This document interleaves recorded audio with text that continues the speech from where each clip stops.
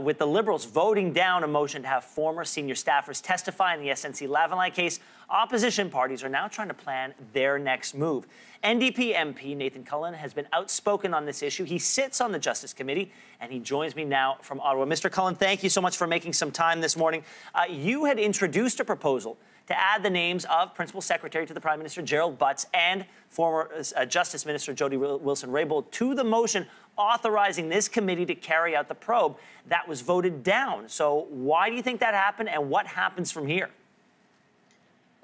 Both are really good questions. I have no idea why the Liberals introduced an investigation into this scandal involving SNC-Lavalin and potential and illegal pressure coming from the Prime Minister's office, and then chose to not invite witnesses that were actually involved with the case. Everyone the Liberals named have no bearing on this. And so it's frustrating for Canadians who are trying to understand what the scandal is about. As you know, then the demotion, or not demotion, excuse me, the firing of Jody Wilson-Raybould out of Justice and Attorney General of Canada.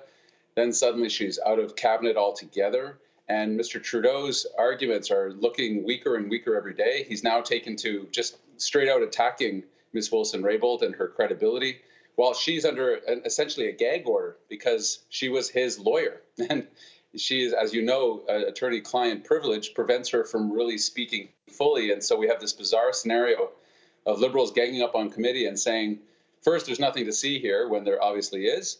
And second, when we actually want to hear from Ms. Wilson-Raybould, they say, no, we don't want to hear from the key actors that are involved in this scandal.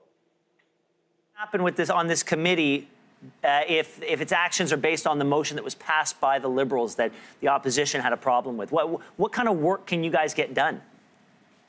It's very difficult because a lot of the work now goes in camera. That means, as you know, behind closed doors. So Canadians don't get to see what it is that we're talking about, what kind of witnesses we want to invite, which ones they don't.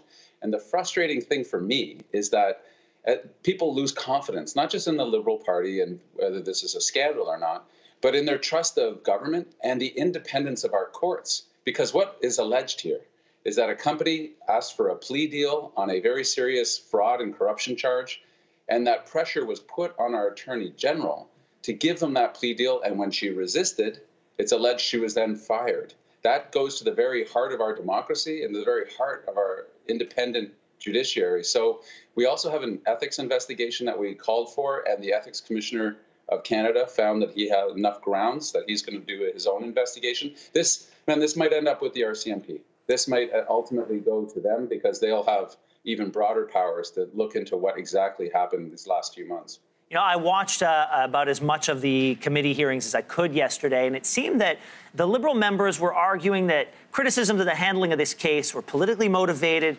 partisan. They were really emphasizing how nonpartisan they wanted that process to be. What do you say to that?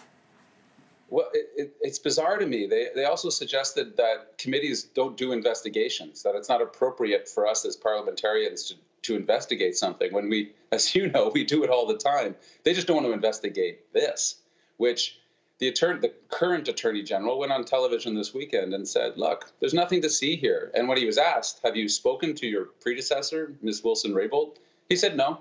He isn't curious about what story she may have to say. Look, Canadians can understand that there's corruption that happens within government. People make unethical choices. And what frustrates people even more is when there's the appearance of a cover-up, making things even worse than the original thing itself. So for my Liberal friends, I say, look, sunlight is the best disinfectant, as Mr. Trudeau is so often fond of saying.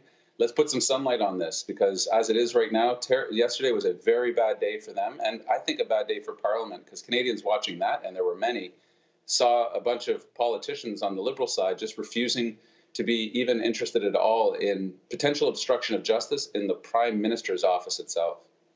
Nathan Cullen, we know how busy you are. We appreciate you taking time today. Thanks so much. Not a bit, and happy Valentine's Day. Happy Valentine's Day. Now